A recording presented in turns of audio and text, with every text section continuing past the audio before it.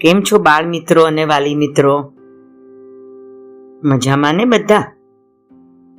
Vacation ચાલુ થઈ ગયું ને બધાને. આપણને બહુ બધી ગરમી પડે છે નહીં? પણ કેરી અને તરબૂચ ખાવાની કેટલી મજા આવે છે. આજે આપણે બધા મનીષાબેન શુક્લ લિખિત એક લેખ સાંભળીશું. લેખનું નામ છે હું જ જીતીશ.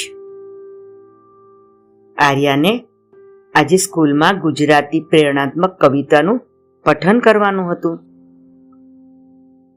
એમાં એનો પ્રથમ નંબર આવ્યો. આ તો છે ને ફક્ત એના વર્ગની હરીફાઈ હતી. હજુ ઇન્ટર ક્લાસ એટલે એમના જ ધોરણના ABCD વર્ગ વચ્ચે ફાઇનલ થવાની બાકી હતી. આવતીકાલે એને ફરી સંગીતની હરીફાઈ પણ છે. તૈયારી તો બહુ સરસ કરી છે, પણ એણે મમ્મીને કીધું કે જો હું સંગીતમાં પ્રથમ નહીં આવું ને તો હું કવિતા પઠનમાં પણ ભાગ નહીં લઉં. એની મમ્મીએ એને સમજાવી કે બેટા, એ બંને જુદી જુદી વાત છે, એટલે આવું ન કરાય. પછી આર્યાએ તો દાદીને ફોન કર્યો. દાદીએ કીધું, આર્યા, ખૂબ ખૂબ અભિનંદન કે આજે સ્કૂલમાં તારે કવિતામાં પહેલો નંબર આવ્યો ને. પણ હું આ શું સાંભળું છું આર્યા? કાલે તારે જો સંગીતની હરીફાઈમાં પ્રથમ નંબર ના આવે તો તું પઠનની હરીફાઈમાં પણ ભાગ નહીં લે. તારી કવિતા પઠનની હરીફાઈ તો પરમ દિવસે છે, પછી એમાં શા માટે ભાગ નહીં લેવાનો? આર્યા કહે, દાદી, મેં એકદમ સરસ તૈયારી કરી છે. મારા ટીચર પણ મને કાયમ કહે છે કે આર્યા, તારો અવાજ તો બહુ જ સરસ છે. મારા બધા જ ફ્રેન્ડ્સના મમ્મી પણ એમને કહે છે કે આર્યા કેટલું સરસ ગાય છે અને એના હાવભાવ બહુ જ સરસ છે. તો પછી મને જ સિલેક્ટ કરવી જોઈએ ને? દાદી કહે, એ તો તને હું પણ કહું છું અને તારા વિડીયો બધાને મોકલું છું અને બધાને જ તારી ગીત ગાવાની સ્ટાઇલ અને હાવભાવ બહુ જ ગમે છે. પણ એનો અર્થ એવો નથી કે બીજું કોઈ પણ સરસ ન ગાય. આર્યા કહે, પણ દાદી, મારી બધી જ ફ્રેન્ડ્સ મને કહે છે કે આર્યા, તું જ વિનર થઈશ. દાદી કહે, જો બેટા, આપણે સરસ તૈયારી કરવાની, ગાયન પણ સરસ રીતે જરા પણ ટેન્શન વગર પ્રસ્તુત કરવાનું. પણ મારો પહેલો જ નંબર આવશે એવું નહીં વિચારવાનું. તારું ધ્યાન ફક્ત તારું સંગીત ખૂબ જ સરસ જાય છે, ગાવાની ખૂબ જ મજા આવે છે, એમાં હોવું જોઈએ. સાંભળનારને મજા આવે અને તને પોતાને પણ સારું લાગે, એવી રીતે આપણે પ્રસ્તુત કરવાનું. આપણે કરેલું દરેક કાર્ય દરેક જણને સૌથી વધારે પસંદ આવે એવું કંઈ જરૂરી નથી આર્યા. કોઈને થોડું ઓછું ગમે તો કોઈને થોડું વધારે ગમે, પણ સૌથી વધારે મહત્વનું એ છે કે તમે જે પણ કાંઈ કર્યું છે એમાં તમને મજા આવી કે નહીં, તમને ગમ્યું કે નહીં. જો તું વર્ગમાં આગળ આવીને આટલું સરસ રીતે તારું સંગીત રજૂ કરે, હું તો એનાથી જ બહુ ખુશ છું. તે પ્રયત્ન કર્યો અને ભાગ લીધો અને સરસ રજૂઆત કરી, ખૂબ મહેનત કરી, એટલે મારા માટે તો તું ઇનામની હકદાર છે જ. આર્યા કહે, પણ દાદી, મારો મૂડ ના જાય. દાદી કહે, એમાં મૂડ શું કરવા જાય આર્યા? ગઈકાલે પણ તારો પ્રથમ નંબર આવ્યો હતો, તો તું જ વિચાર ને. જો ટીચર દરેક વખતે તને જ પ્રથમ નંબર આપે તો બીજા જે બધા બાળકો છે જેઓએ ખૂબ તૈયારી કરી છે અને ખૂબ જ ઉત્સાહથી ભાગ લીધો છે એમનો મૂડ ન જાય? આ વાત આર્યાને થોડી વ્યાજબી લાગી. છતાં પણ એને ફરીથી દાદીને પૂછ્યું કે દાદી, હું આટલું બધું સરસ ગાઉં છું અને પછી મારો નંબર ના આવે તો મને કેવું લાગે? દાદી કહે, જો આર્યા, આજે આપણી વચ્ચે આટલી સરસ વાત થઈ છે એટલે હું તને એક વસ્તુ પૂછું છું. થોડા દિવસ પહેલા દાદીએ તારા માટે ઘઉંની ગોળ નાખીને અને કેળું ઉમેરીને કેક બનાવી હતી. યાદ છે તને? શેના માટે બનાવી હતી? કે મારી દીકરી પૌષ્ટિક વસ્તુ ખાય. તને ખબર છે ને કે દાદી મેંદો બિલકુલ નથી ખાતા કારણ કે એ જરા પણ હેલ્ધી નથી. ત્યારે તે મને શું કીધું હતું એ યાદ છે તને? કે દાદી, મને તો કેળું બહુ નથી ભાવતું. હા, મેં બનાવી એટલે તે થોડીક ચાખી પણ ખરી, પણ તને ઓછી ભાવી. અને એક વાત કહું આર્યા, એ કેક તારા સિવાય બધાને જ ભાવી હતી. હવે એકલી આર્યાને કેક ઓછી ભાવી એટલે કેક ખરાબ છે એવું તો ના જ કહેવાય. અને જ્યારે હું તને બજારની કપ કેક લાવીને આપું છું તો એ તને વધુ ગમે છે. એ જ રીતે કદાચ કોઈ બીજાને સ્કૂલમાં પ્રથમ નંબર મળે એનો અર્થ એવો નથી કે આર્યાએ સરસ નહોતું ગાયું. તને આ યાદ છે આર્યા, જ્યારે હું તારા માટે ટ્રેક સૂટ ગિફ્ટમાં લાવી હતી ત્યારે તે મને એવું કીધું હતું કે દાદી, મને તો ઢીલા જ કપડાં ગમે છે અને તારું એ જ પેન્ટ તારી દીદીએ લીધું અને કહ્યું કે મને ખૂબ જ ગમે છે એટલે હું પહેરીશ. એટલે કોઈ પણ વસ્તુ એક જણને સારી લાગે તો બીજાને થોડી ઓછી સારી લાગે. દરેકની પોતપોતાની પસંદગીની વ્યાખ્યા અલગ અલગ હોય છે. એવી જ રીતે તારા ગાયન કરતા કોઈ બીજાનું ગાયન વધુ ગમે એનો અર્થ એવો જરા પણ નથી કે તે સરસ નથી ગાયું અને તારે ભાગ લેવાનો પ્રયત્ન જ નહીં કરવાનો. એના કરતાં તો જેનો પ્રથમ નંબર આવે ને એને મળીને તારે એને અભિનંદન આપવાના અને કહેવાનું કે તે બહુ સરસ ગાયું. જ્યારે તારો પ્રથમ નંબર આવ્યો અને બધાએ તને અભિનંદન આપ્યા તો તને કેટલું સારું લાગ્યું. એવી રીતે આપણે કોઈ બીજાને અભિનંદન આપીએ તો સામેવાળી વ્યક્તિને પણ સરસ લાગે. કદાચ એ પ્રથમ નંબર આવનાર તને કહે પણ ખરો કે આર્યા, તે પણ સરસ ગાયું હતું. બાળ શિક્ષણમાં આપણે માનીએ છીએ કે બાળકો વચ્ચે હરીફાઈ હોવી જોઈએ નહીં, કારણ કે બાળક ખૂબ જ ઉત્સાહથી દરેક વસ્તુમાં ભાગ લે છે, ખૂબ જ મહેનત કરે છે અને જ્યારે પણ હરીફાઈ થાય અને એનો નંબર ના લાગે ત્યારે એને ખરાબ લાગે છે. પરંતુ આજની દુનિયામાં જ્યારે બાળકને ડગલે ને પગલે હરીફાઈનો સામનો કરવો જ પડે છે ત્યારે આપણે એને સમજાવવું જોઈએ કે પ્રયત્ન કરવો એ આપણા હાથમાં છે, પરંતુ પરિણામ દર વખતે આપણા હાથમાં નથી હોતું. ઘણીવાર માતા પિતા જ જ્યારે બાળક સ્પર્ધામાં ન જીતે ત્યારે એ નાસીપાસ ન થાય એના માટે કહેતા હોય છે કે અરે, પેલા કરતાં તો તારું વધારે સારું હતું, અથવા તો પેલી બીજી વ્યક્તિ તો ટીચરની ફેવરિટ છે એટલે જ એને નંબર આપ્યો.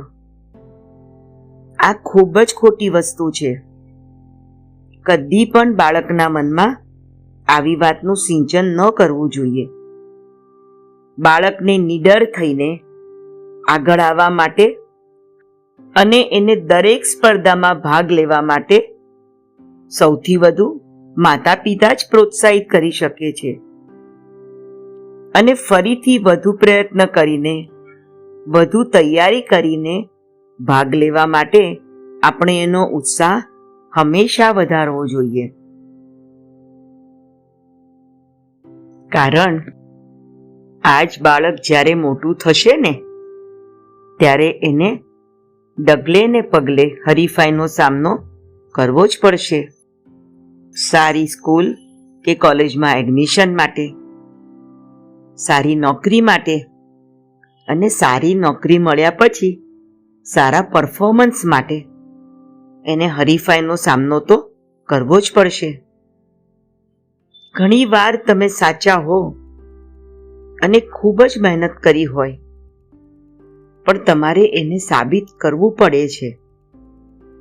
એ આપણે બાળકને ગળથૂથીમાંથી એટલે કે નાનપણથી શીખવાડવું પડે.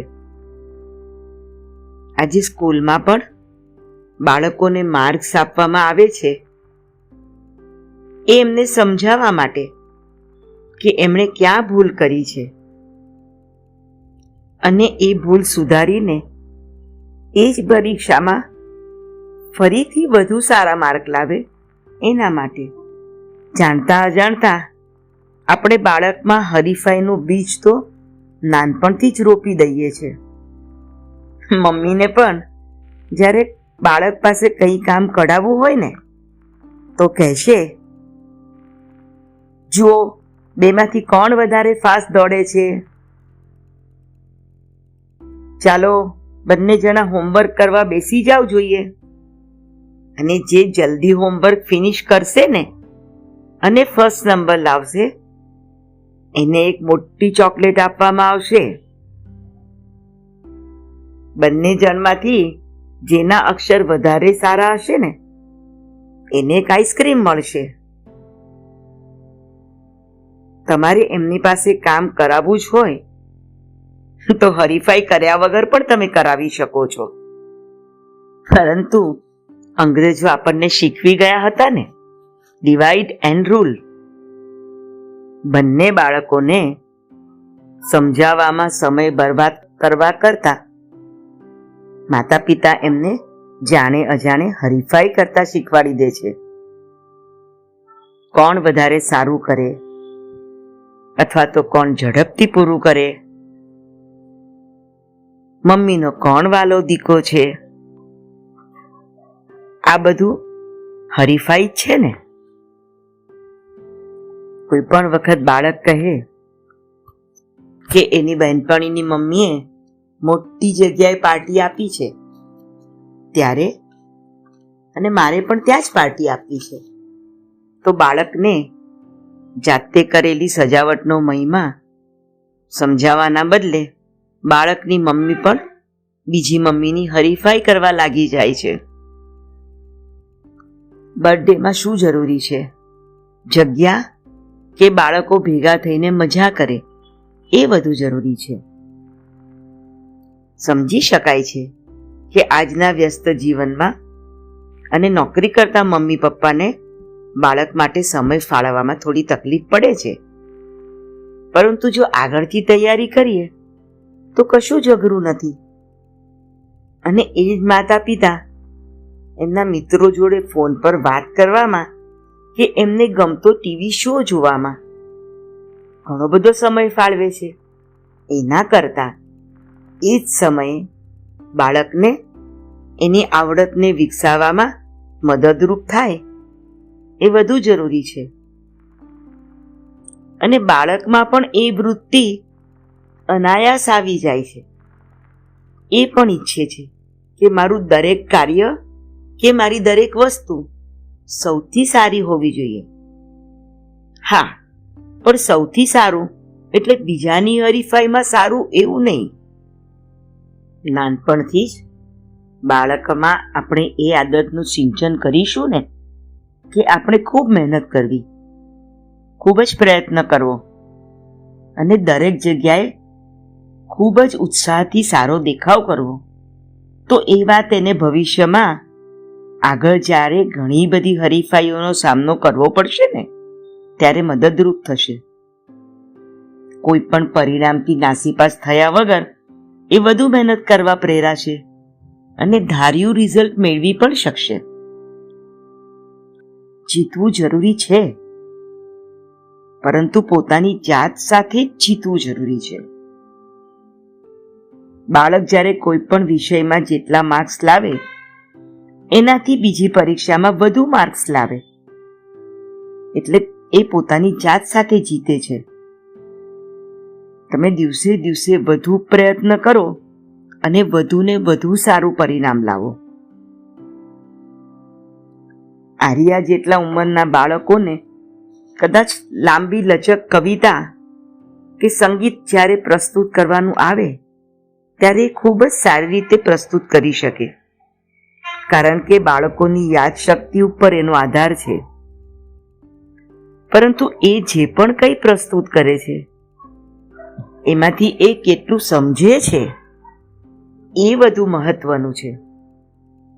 પોપટની જેમ ગોખીને પ્રસ્તુત કરવું એના કરતાં એ જ વસ્તુને સમજીને, ભલે પછી એ કવિતા થોડી નાની હોય કે સંગીત થોડુંક સહેલું હોય, પણ બાળક જ્યારે સમજીને કોઈ પણ વસ્તુ કરે છે ને ત્યારે એ પોતાના માટે કરે છે, ફક્ત સામેવાળાને પ્રભાવિત કરવા નહીં. કારણ કે એને સમજ પડે છે એટલે એને પ્રસ્તુત કરવાની મજા પણ આવે છે. અને આર્યાએ એની હરીફાઈમાં આ વખતે ખૂબ જ તૈયારી કરી. પોતે જે પણ કાંઈ રજૂ કરવાની હતી એનો અર્થ સમજીને, અને હું ખૂબ જ સુંદર દેખાવ કરીશ એવું નક્કી કરીને ઉત્સાહથી ભાગ લીધો. અને આર્યાએ આ વખતે પણ પ્રથમ સ્થાન પ્રાપ્ત કર્યું.